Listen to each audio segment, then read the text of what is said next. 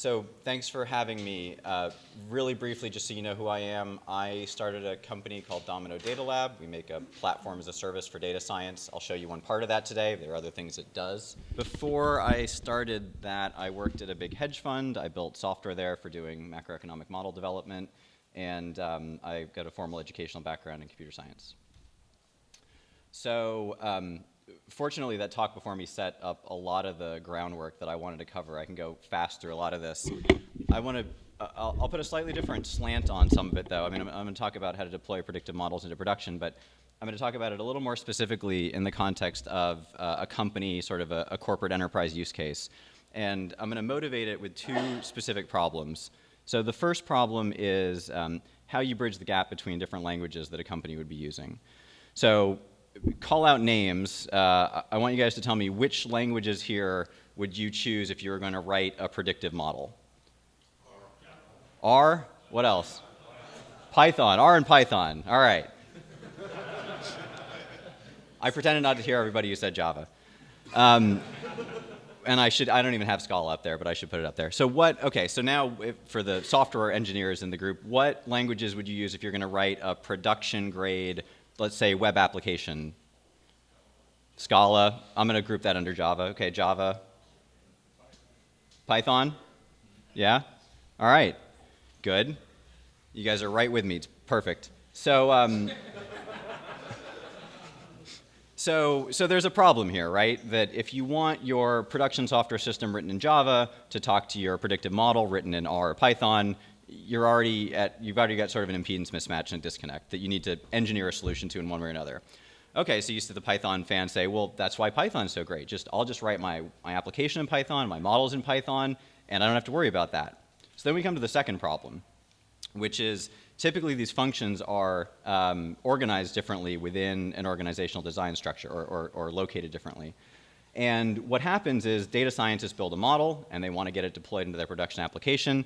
And that means talking to the software engineers or going through some sort of process. And that can cause, so it's not a technical friction, but it's an organizational friction where the software engineers say, okay, we're going to add your request to deploy your new model onto our backlog. We're going to slot that into an upcoming release that we have. It's going to be 6 weeks. Or maybe there's a process to port the logic to a different language. Or the software engineers say, you know what, our managers are telling us that's not a priority. We've got to improve performance. We've got to fix the bugs. So that results effectively in models taking longer to actually get into production. So Domino, our product, is a platform that centralizes analytical models, and by virtue of being centralized, you can do a lot of nice things with them. You can run them on scalable hardware, you can track changes, you can share and collaborate, but one of the things you can also do is expose those models through different interfaces, and one of those is web services. So I'm going to talk kind of specifically about that, and I'll do a demo of how it works. But the basic idea is now the data scientists put their models into this box, and there's a web service that exposes those models, and then the software engineers can, from any language they want, just hit the web service, and then it all kind of works. And by virtue of having that box, we can handle a lot of important things for you. So we can handle failover, we can handle security, we can handle logging, we can handle upgrades to your model with zero downtime. So you deploy a new version, and as soon as it's ready, it cuts over, even if there's some training tasks going on. And so you don't have to worry about any of that sort of plumbing or infrastructure. All right, let's do a demo. So, get rid of all my, sorry, the resolution change messed up all my windows. Okay, so I'm going to do a demo in Python. This works for Python and R. If I have time, I'll show switching to R. But, and I should say as a preface that the model I'm going to show is not a production grade model. It's a complete toy. It doesn't work well. That's my point. This is not about machine learning. This is about sort of the infrastructure around it. So the demo I've got here uses the wine quality data set. It's one of these canonical machine learning examples that you guys have probably seen. And so the Python code here reads it in. Let me just show you what that data looks like. The wine quality data set, if you're interested, is a collection of chemical properties of different red wines, and then their quality is subjectively scored. So, right, pH and residual sugar and alcohol, and then what people rated them. So we read that in. We just use scikit-learn to train a random forest classifier. And you'll notice what I do here, aside from printing out some like timing data. That's how long it took to train. So we fit the model, print out some cross-validation scores. And then what we do is we save, we pickle out the classifier to a file. And this is all built into scikit-learn. So this training script trains a model, saves it to disk. I have a separate file called predict, and all it does when it loads is it reads in that classifier, and then there's a little function here called predict that takes it. Can I? Yeah, well, I can make the text. Yeah, I'll make it bigger. Sure. How's that? Yeah? Should I go back to the other one? In the interest of time, I'm going to keep moving. You can probably imagine what the other one did. So this just loads that pickled file, and then there's a function here called predict that just returns a call to the classifier, passing in the feature vector. So that would be like different, some of these different chemical properties: fixed acidity, volatile acidity, etc. All right, so now we want to get this working. So right, this is pure Python code. Like I haven't imported any of my own special libraries. It's just scikit-learn and files and it's kind of all the stuff you'd normally use. So now I want to expose this as a web service, and for the sake of an example, we'll pretend we change the classifier we're using from a support vector classifier to a random forest classifier. So first thing I need to do is I need to upload this to our website.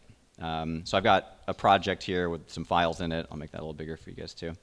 We have a command line tool that we use to sync files. So this works like Git. Instead of doing a Git push, I'm going to do a domino upload. And what that's going to do is it's going to say, OK, you changed a file. You changed your train.py file. The internet we're working. And upload that to the server. One file modified. All right. And so now I've got my updated file on the server here, and now this is where kind of the fun starts.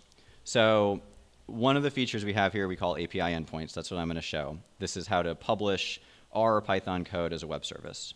Ooh. So the way this works is you specify a file that has your prediction function. So it's predict.py. By the way, one thing I should have mentioned. I've already run this, so those pickle files are saved. But I could run it to generate those if I needed to. So what we need to specify is a file containing the code, the function that's going to be called when we hit our web service. So that file is predict.py. That's what I was showing here. This one. And then we specify a function in that file that's going to be called. So that function is predict. So that's my file. That's my function. I hit publish. And what that's going to do is sort of deploy my project folder, including any data files, pickle model files, code, whatever, onto a low latency web server. It's going to stand up start a Python process, source the file, predict.py, so it'll run any initialization code. In this case, that'll load the pickle file into memory. And then it's just going to hang out, and it's going to wait for incoming HTTP requests. And if I want to check on how this is doing, I can look at logs. All right, so it looks actually like it's ready. And this should be updated now. All right, so this tells me that's ready. So now what I can do, just to prove to you this works, is I'm going to curl it. And we get a little sample here showing what to curl. So the way this works is it expects a post request, and we pass in parameters as the post values of the curl of the HTTP request. So in this case, my parameters, I'm just passing one parameter, and it's an array with a bunch of different chemical properties. So these parameters will be passed in as positional arguments to the function. Right? So my function had one parameter, features. So that's what I pass in, one parameter that is itself an array. And I'm going to pipe this to JSON pretty print just so you guys can see the results faster, more easily. So I'm in bash. We'll curl this. All right, we get some metadata, like what the request ID was, what commit version of your project it was deployed against, the file that was called, the function that was called, status succeeded, some timing information. Then here's the key thing we care about, the result. And you'll notice it was very fast. So our Domino's overhead in this process is about 50 milliseconds. It's pretty quick, and then it's obviously the time it takes to run your code. So that's neat. If you guys want to see a more fleshed out example, just to show you what you can do with this, I've also wired this up to a little web application. And I should say we're also using Scala, so my demo is going to be in Scala. If you, well, I'll go through this quickly because it's just, obviously, it's just sort of window dressing on the core thing you've seen. But, the idea here is you build a little web form, ask for the parameters, and what this is going to do behind the scenes, apologies to folks who don't read Scala. So here's my predict function that's going to get called in my web app. It's going to process the form I'm submitting. This is an error condition if the inputs aren't valid. This is the important thing, get prediction. And what we do here is we turn the form data into an array. And then we call a web service with that URL that you were seeing earlier. And well, you saw this in the curl request, but so we pass in some headers to just authenticate, so we know that, so Domino knows this is someone authorized to the service. And then we print out the result we get, or sorry, rather we extract the value from the result field in the JSON response. And then we display that back on the web form. So here's what that looks like. And there we go. And if we wanted to see what wine was like with a lot more alcohol, it's not as good, apparently. Less alcohol, also not as good, so there's some sweet spot there. So any questions about that? Does that make sense? Yeah? I can do an R example, but it's basically the same, right? A training script would save out a, yeah? What happens when features are really large? Can you compress them? Can you give me an example? Let's say you have like 100,000 features for a classifier. Yeah, but each one, they're like numbers or they're strings or? Yeah, it could be just different features, right? Yeah, like a lot of features. You want to pass it to the classifier. Yeah, so you can pass dictionaries. I mean, that's a common thing we see because a function, you wouldn't want a function to take 100 parameters, but you can pass a dictionary, just like a JSON dictionary, and we'll know how to serialize that to the right Python dictionary type. I was more interested if you use speedy or if you gzipped it or like a zlib or. That's, I don't think so. I think that would be easy for us to add if you came up against a case where it was hard. Like if you're passing like a megabyte of data. You're starting to do like. Yeah. You start to get a lot of hits. Yeah. You're having a higher number of dimensions. Do you try to make it a little bit more efficient? I mean, I know this is just a simple example. Yeah. Well, so you're saying the amount of data you'd be passing. Just people are doing, they have bigger models, right? Like they have more features in the model. Yeah. Well, I'm saying what matters is the size of the data that you transfer over the wire, right? So I don't know if. Yeah, I think that's a property of the client. Yeah, I don't know. We can talk more offline if there. No, it's a good question. I think the particulars are what will matter. So anyway, it works the same way in R. You save out a classifier as a data file, and then a prediction script can just load that in, and then a prediction function can just use it. So I think in the interest of time, I won't show the demo of. I think I won't show the demo of actually deploying that. So let me talk about a couple neat things that happen sort of behind the scenes here. Well, actually, let me talk about one. So I just added this slide during the last talk because it sparked a number of thoughts for me. So obviously, there's a lot of overlap between, I think, what I'm showing and what the Prediction.io stuff is doing. I think the problem we're addressing is very similar. I think a lot of the ideas are similar, sort of separation of concerns, taking a lot of the hassle out of things for you. One observation I have, and I put this out there not as a right or wrong, but more just to highlight, I think, a difference of philosophy. I think there's a really interesting trade-off or tension between like the flexibility that you give to people and how much you simplify their life with constraint. So, simplicity is great, but sometimes it comes at the cost of preventing you from having the power to do what you need to do. And on the other hand, flexibility can be great, but flexibility can give you a lot of rope that you can use to hang yourself or make a mess for yourself. And so, so what our philosophy has been in designing what we've built is to make the annoying things easy, but to let you do what you want otherwise. So, you can return whatever data types you want to return. You can decompose your functions however you want.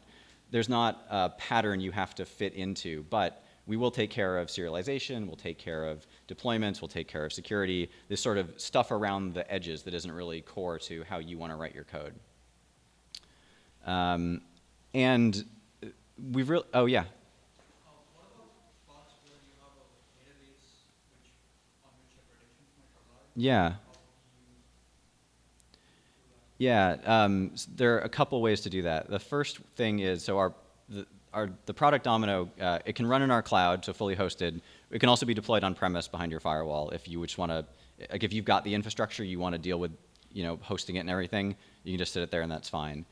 The other thing we can do, though, if you want to sort of get the best of both worlds and use our cloud, we run your predictive models in isolated Docker containers that are specific to your organization or your project. And we can set those up with VPN credentials specific to your organization, so you can connect back to a gateway that's on your site, for example. So that's kind of the most common use case for our customers. So I mentioned that we're really aiming this at production use cases inside of sort of the enterprise. And so a couple real-world practical concerns that we've addressed. So very low latency, like you saw. Upgrades happen with zero downtime, and you got a taste of this earlier, but I didn't call attention to it. When you publish a new endpoint, the old one, the previous one, sort of sticks around until all the initialization for the new one has finished, and then it switches over. So you'll never drop connections or anything like that, and you don't have to worry about it. Similarly, that also gives you high availability. We'll kind of detect if the endpoint, if your code's crashed for any reason, and automatically spin it back up. I'll come back to reproducibility. So you saw we have logging, we have security in place. The logs are kind of nice. You can see both the initialization of your model and also all the calls to it, the parameters that were passed, and the result that was returned. I want to mention reproducibility because I think it's particularly powerful. So Domino will automatically track all your changes, even to large binary files like gigabyte or hundreds of megabyte pickle files or tens of gigabytes data sets or things like that. And each one of these API releases is pinned to a specific commit.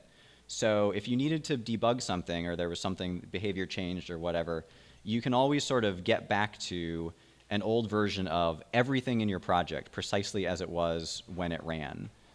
So if I browse back to this thing I was doing, this is what I published yesterday or something.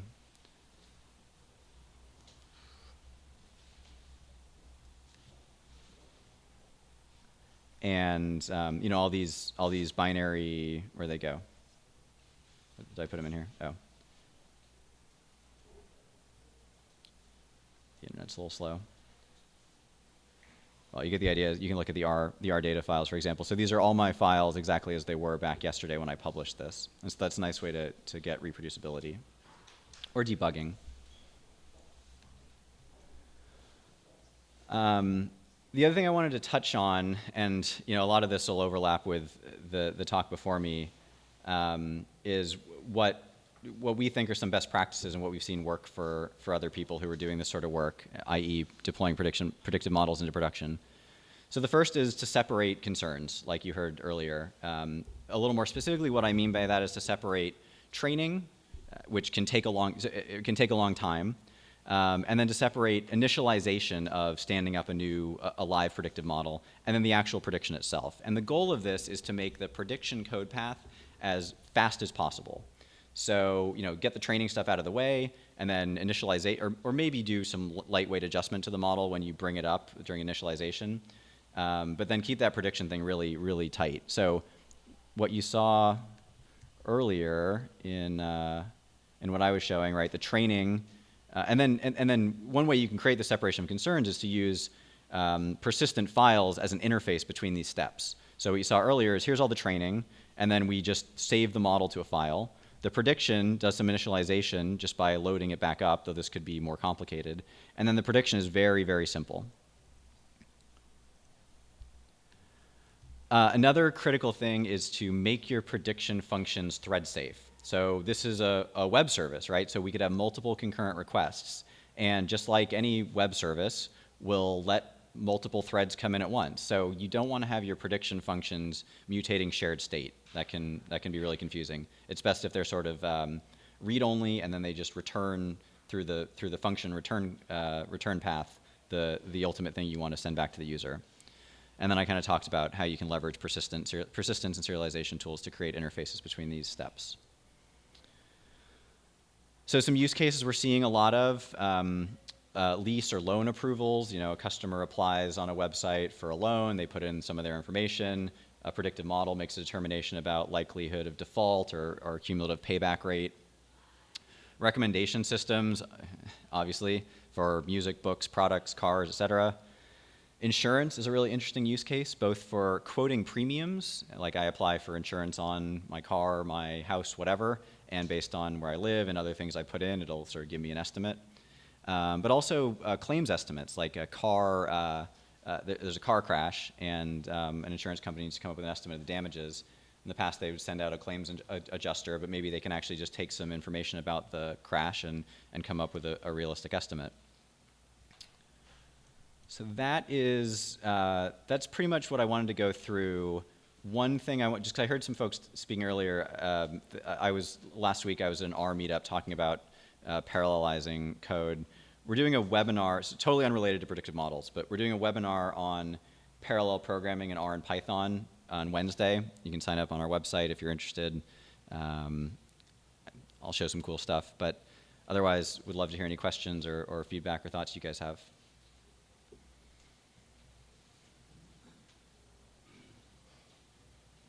Yeah. Sure. Speaking of parallelization, how do you deal on Domino side with code that expects to run parallel R or Python code that expects to run Theana on GPU? So what we do for cases like that, if you have particular needs, when we set up a deployment for you, we can customize what hardware you're running on in the back end. Nothing is going to. So by default, you're not on a GPU instance, but nothing will stop you from. There are probably, I think, on a default server there are like 4 cores or something. You can certainly use all of them, but if you need more, we can run your code on more powerful machines. Oh, though that reminds me, let me show one other. Is that always a single execution server, or is there a cluster option? It's a single execution server. But that does remind me, I want to show one other thing about sort of some of the workflows around this. So. Obviously, I mentioned the usefulness of separating training and prediction tasks. One thing that we can do, since you may often be frequently updating, rerunning your training task, and I mentioned training will often need a lot more resources than prediction, we have a way to schedule automatic recurring jobs, and on this you can actually specify what type of hardware you want. If the training task rather than the predictive part is what's going to be computationally intensive. So you can say, I want to run my training task every hour, every night, whatever, on a 32-core machine with 240 gigs of RAM, and every hour. And this checkbox here is kind of magical. When you say publish after complete, what that will do is if your script runs successfully, it will update your published API with any new results that were generated. So this is a really common workflow where there's a batch nightly task that takes in new data, updates a model, and then republishes it to the API endpoint. And it's nice because you can use really powerful hardware for the training stuff, the training part of your work, but the published API is still very, very minimal and very lightweight and fast. Does that make sense? Yeah. Does Domino support multi-model testing? For example, I have one model, I have new data, I create my new model, and I still have the old model, and then just A/B testing or multivariate testing? We don't have a first-class way to do that. You could publish 2 endpoints, and then you could have the A/B test routing separately in your code, but we don't have a first-class mechanism for that. It's a good idea, though. We could add it. I don't know. I'll put it in the feature backlog.